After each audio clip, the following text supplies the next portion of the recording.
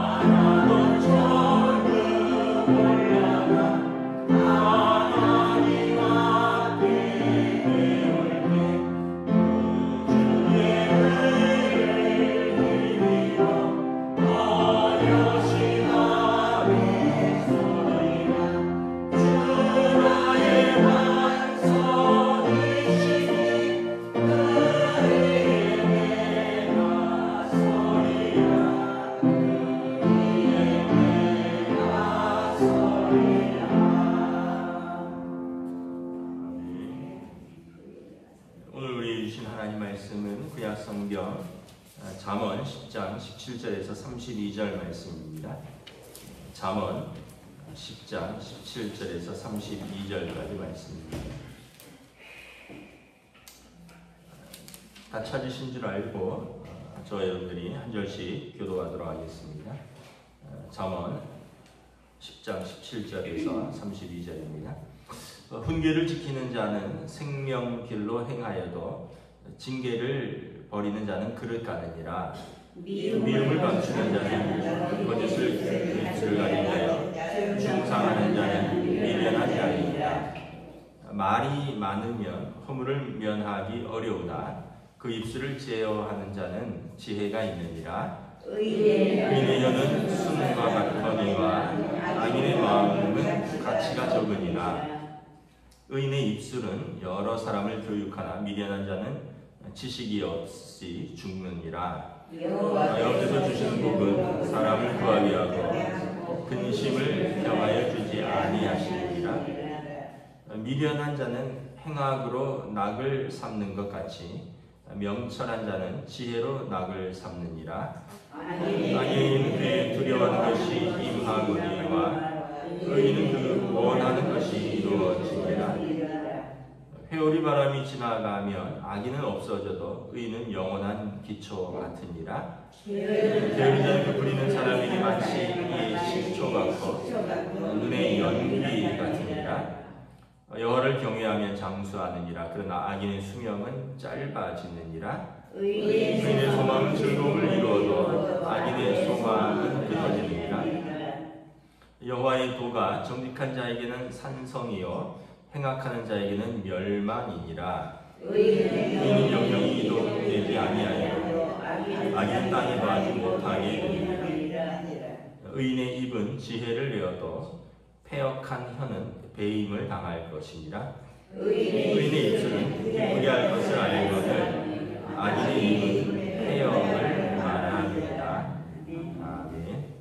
할렐루야. 네, 오늘 또 새날을 주셨습니다. 우리 주님 주시는 은혜와 평강을 가져가시기를 축복합니다.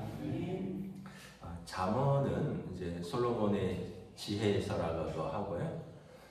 또 잠언 전도서, 시편, 욥기까지, 또 아가서까지 이제 문학적으로 이제 좀 굉장히 다른 어떤 것보다는 좀 지혜와 사랑과 이런 것을 격언으로 또 시로 노래로 또 욥기 같은 경우는 어떤 경험과 어떤 고난에 대한 통찰을 보여주는 지혜서입니다.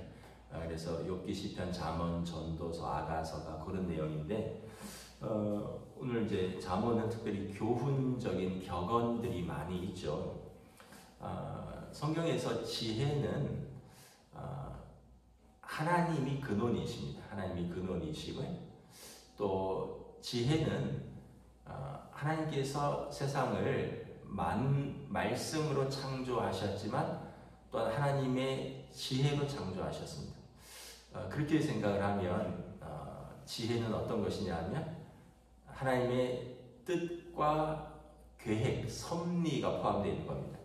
하나님께서 세상을 말씀으로 창조하셨다면 단지 하나님의 의지와 명령 같지만 하나님이 그 지혜로 창조하셨다면 그 하나님의 명령에 하나님의 계획, 하나님의 뜻, 하나님의 섭리가 있다는 거죠. 그렇다면 여러분 하나님께서 이 세상을 창조하실 때는 모든 사물과 존재에 대해서 하나님의 뜻과 계획이 있다. 그러면 사람을 창조하실 때는 더더욱 그렇겠죠. 왜냐하면 하나님이 사람은 말씀으로만 창조하지 않으시고 흙으로 하나님이 직접 손으로 빚으셨어요.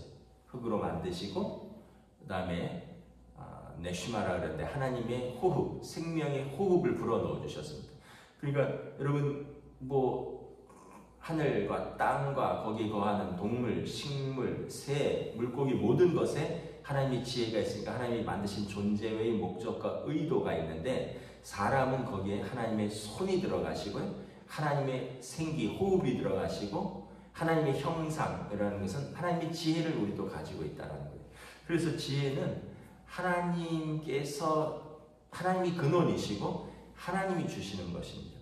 그래서 이 지혜의 여기 보면 지혜, 명철, 지식이라는 단어들이 막 섞여서 나오는데 어떻게 보면 비슷하기도 하고 조금 구분을 할 수가 있습니다. 지혜는 wisdom이라고 하는데 선과 악을 분별할 수 있는 도덕적 능력을 인식하는 이성입니다. 말이 조금 헷갈릴 수 있는데 이게 선이다, 이게 악이다를 분별할 수 있는 도덕적 능력을 인식하는 이성이라는 거죠. 그러니까 여러분 우리가 이거는 나쁜 거야, 이거는 좋은 거야, 이거를 판별하는 것은 어렸을 때는 하기가 어렵잖아요. 그 얘기는 뭡니까? 아이들이 아직 도덕적 능력이 발달하지 않은 거예요. 아이들은 그냥 기분 나쁘면 친구 때릴 수도 있고 기분 나쁘면 친구한테 욕할 수도 있고 기분 나쁘면 친구 거 가질 수도 있어요. 가지고 싶으면. 왜냐하면 이건 아직 도덕적 능력이 형성되지 않았다는 거예요. 그런데 여러분 이제 점점 지혜가 생기면서 성장하면서 친구 때리면 내가 기분 나쁘다고 친구 때리면 이건 악한 거구나. 내가 갖고 싶다고 남의 것을 가지면 취하면 도둑질이구나. 내가 밉다고 남을 저주하고 욕하면 그것은 하나님 사랑, 이웃 사랑에 위배되는 악한 일이구나. 이거를 깨닫는 거예요. 도덕적 능력이 생기는 거예요. 이게 이제 구약 성경에서 하나님으로부터 나오는 지혜입니다. 그 다음에 그럼 명철은 무엇이냐? 23절에 보면 미련한 자는 행악으로 낙을 삼는 같이 명철한 자는 지혜로 낙을 삼는다. 명철은 이제 영어로는 understanding인데 어떤 사물의 본질과 현상을 이렇게 보이는 것을 넘어서는 어떤 통찰력과 분별력입니다. 그래서 명철은 예를 들면은 뭐 이런 것입니다. 어른들이 야 이거 참 뭐 무릎이 욱신욱신한데 오늘 비가 올려나 보다. 이런 거는 이제 그걸 경험하지 못한 사람은 모르는 거예요. 아니 오늘 비가 올지 안 올지 어떻게 알아? 그냥 몸이 아는 거예요. 몸이 알고 또 하늘을 보니 뭐 붉은 것 같으니 내일은 뭐 맑겠구나. 하늘을 보니 좀 어두운 것 같으니 뭐 오후쯤 비가 오겠구나. 이것은 어떤 그냥 사물과 현상을 보면서 깨닫게 되는 통찰력이고 또 어떤 면에서 보면 분별력인 거죠. 그래서 이 명철이 없으면 이게 봐도 깨닫지 못하고 경험해도 거기서 얻는 것이 없어요. 근데 명철이 있으면 이제 그런 것들을 보면서 현상들을 보면서 깨닫는 거죠. 이렇게 하면 의인의 삶이구나. 저렇게 하면 악인의 삶이구나. 이렇게 하면 망하는 길이구나. 저렇게 하는 것이 생명의 길을 거는 거구나. 이런 언더스탠딩이 생기는 겁니다. 그래서 같은 실수를 계속 반복한 사람은 성경에 보면 어리석은 사람이라고 합니다. 그런데 그것을 통해서 깨닫는 사람은 명철한 자입니다. 욥기에 보면 욥이 고난을 통해서 하나님을 깊이 만납니다. 내가 과거에는 하나님에 대해서 귀로 듣기만 하였더니 이제 눈으로 보나이다. 그래서 욥은 명철을 배워가는 겁니다. 고난을 통해서.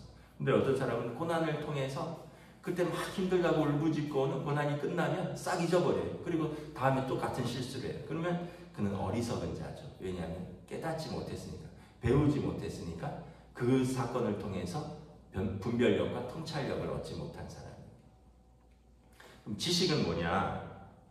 지식은 21절에 보면 의인은 여러 사람을 교육하나 미련한 자는 지식이 없어 죽느니라.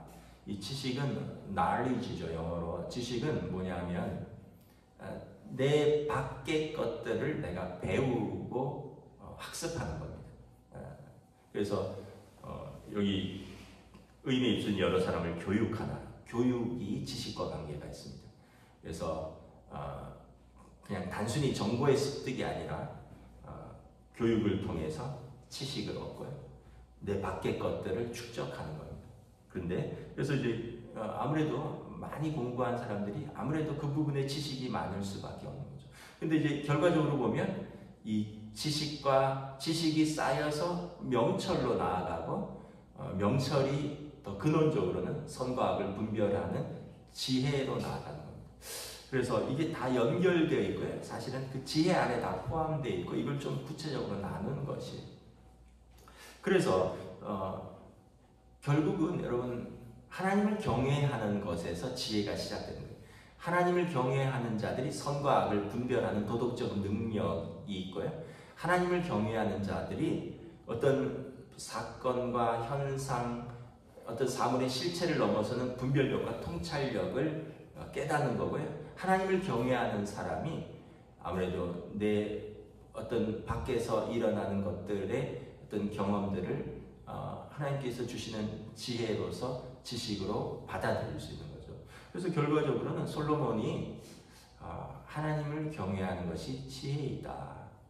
솔로몬이 왕위에 오를 때 하나님께서 솔로몬에게 무엇을 줄까 했더니 솔로몬이 돈도 아니고 오래 사는 것도 아니고 또 적군의 생명을 끊고 내 명예를 높이 세우는 것도 아니고 나는 아이라 출입할 줄을 알지 못하니 많은 백성의 문제를 듣고 판별할 수 있는 지혜를 주시옵소서.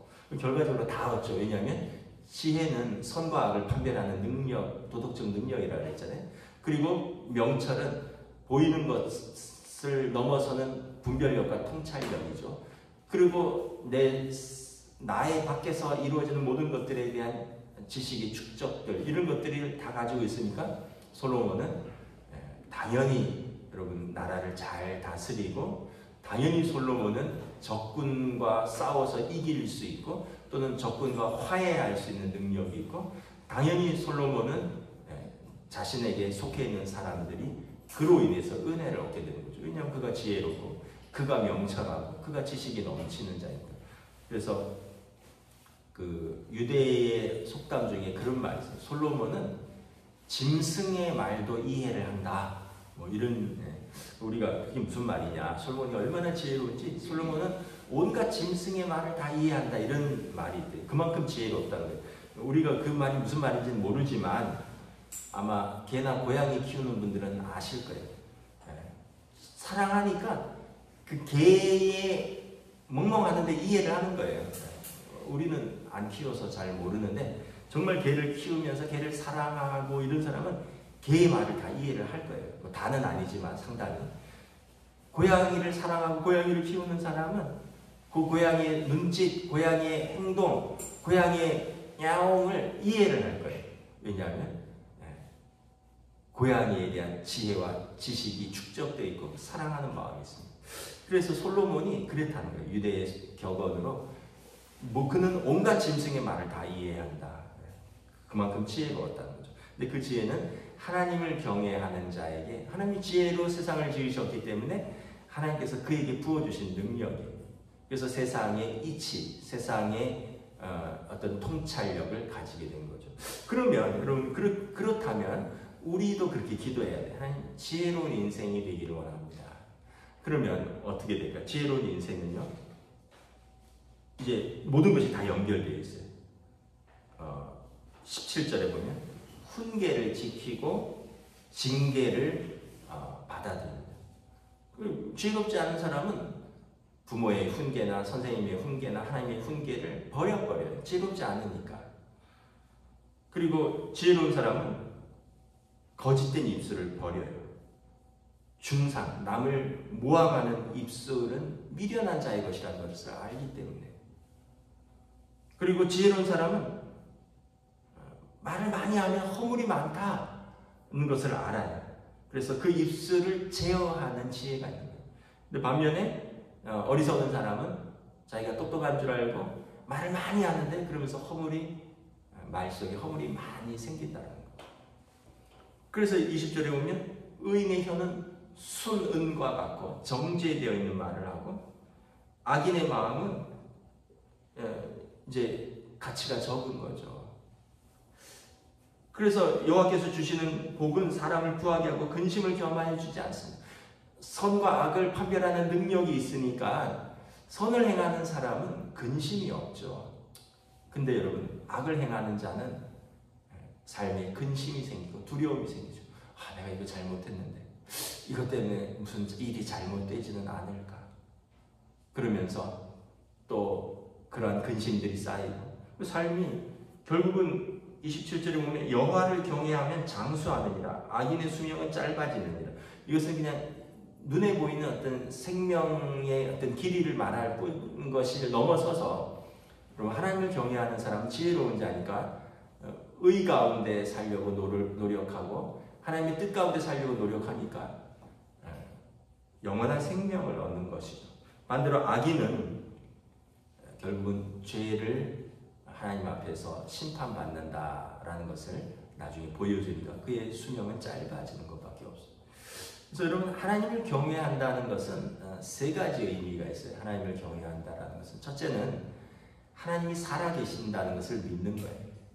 두 번째는 하나님께서 의로 행하는 자에게 복을 주시고 보상하시고 악을 행하는 자를 심판하신다는 것을 믿는 거예요. 그래서 여러분 야고보서에 보면 하나님이 살아계신다는 것을 믿느냐? 귀신도 그것은 안다라는 거예요. 그럼 우리가 믿음이 하나님을 살아계신다, 하나님이 계시다는 것을 믿는다는 것은 특별한 것이시기도 하지만 믿음이 귀신도 그 정도는 안다는 거예요. 이것보다 더 나아간다는 거예요. 나아가야 된다는 거예요. 너희 믿음을 내게 보이라 야고보 사도가 말하면서 귀신도 아는 그 정도를 넘어서서 하나님이 살아계신다는 것, 그리고 하나님께서 선을 행하는 자에게 하나님께서 복을 주시고 악을 행하는 자를 그 악대로 심판하신다는 것을 믿는 것, 이것이 하나님을 경외함이라는 거예요. 그러면 그걸 아는 사람은 입술을 함부로 놀릴 수 없죠. 그것을 아는 사람은 함부로 악을 선택할 수가 없죠. 그것을 아는 사람은 겸손하고, 그것을 아는 사람은 절제되고, 그것을 아는 사람은 여러분 하나님의 말씀에 순종하고, 그걸 모르면 절제되지 못하고 자신을 높이고 교만하고 미워하고 그리고 악을 스스럼 없이 선택을 하는 거죠. 왜냐하면 하나님을 살아계신다는 것까지는 알지만 하나님이 정말 심판자라는 것을 심각하게 받아들이지 않는 거예요. 그래서 여러분 정말 우리가 지혜로운 자가 된다라는 것은 우리의 삶에서 하나님을 살아계신 하나님으로 내 삶에서 인식하는 것이다. 우리가 이렇게 생각할 수도 있습니다.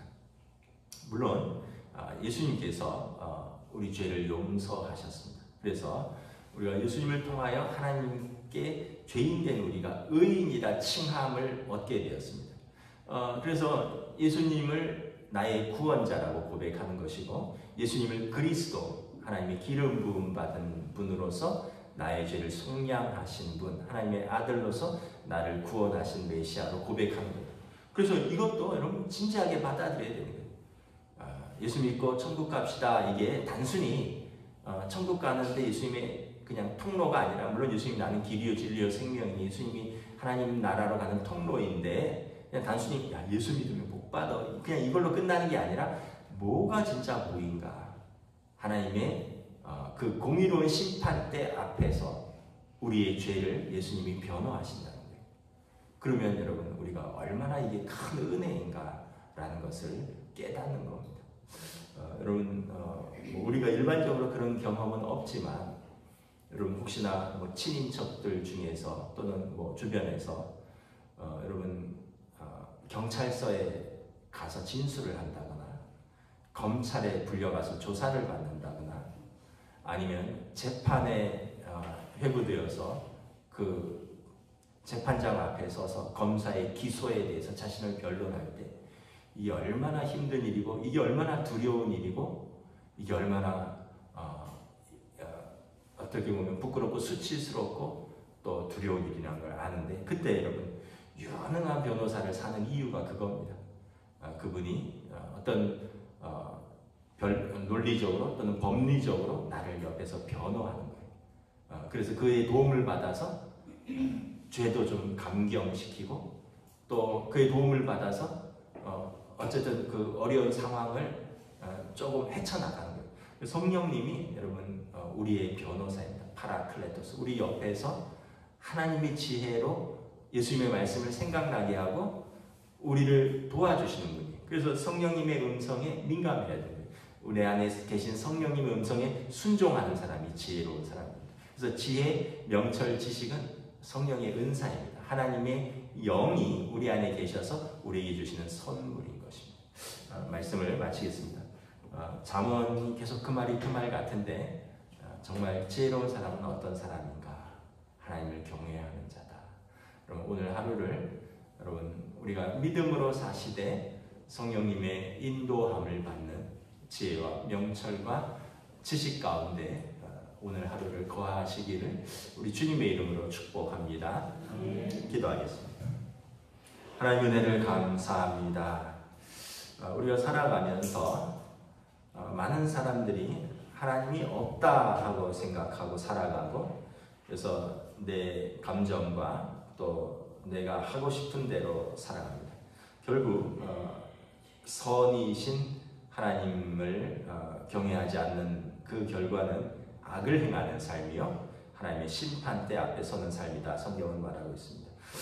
그럼에도 불구하고 우리는 하나님을 경외하는데, 하나님을 경외하는 것은 하나님의 살아계심을 믿는 것뿐만 아니라 그 하나님이 의인에게 복으로 상 주시고 악인에게는 심판으로 벌을 주신다는 그 공의의 하나님이라는 것을 우리가 인식한다면 우리의 삶은, 우리의 믿음은 훨씬 더 살아있는 믿음이 될 것이요 풍성한 믿음이 될 것입니다. 그렇다면 우리는 겸손하지 않을 수 없고, 그렇다면 우리는 사랑으로 섬기지 않을 수 없고, 그렇다면 우리는 우리의 삶에서 성실과 충성되이 살지 않을 수 없고, 그렇다면 우리는 우리의 입술을 절제하며 지킬 수밖에 없는데, 우리가 하나님의 살아계심은 믿지만 하나님의 공의로움을 우리가 무시한다면 귀신들도 아는, 하나님이 살아계신다는 것은 귀신들도 아는 그 수준에 머무르는 미성숙한 믿음이라는 것을 야고보서는 말씀하고 또한 성경은 말씀하는 것을 바라봅니다. 오늘 하루 또 우리에게 이러한